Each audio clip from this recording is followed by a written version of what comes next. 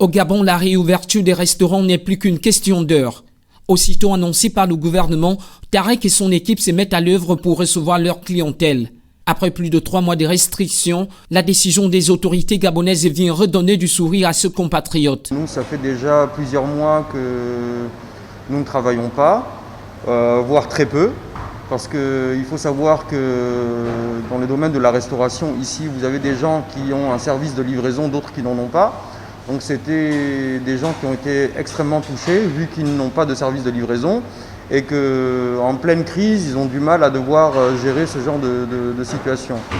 Bon, nous avons déjà un service de livraison à disposition, donc on a été impacté, oui, certes, mais on a quand même réussi à travailler un peu pour essayer de couvrir un peu nos charges, ce qui peut-être n'est pas le cas de tout le monde malheureusement. Le personnel a dû réaménager son cadre de travail pour respecter les consignes de distanciation. Mais pour Tarek, la réouverture n'est pas synonyme de relâchement. Nous avons toujours pris des mesures assez strictes au niveau sanitaire, au niveau de l'hygiène. D'accord ? On nettoie en permanence avec de la javel. Il y a du savon qui est mis à disposition pour le personnel pour se laver les mains. C'est même plus important que le gel hydroalcoolique.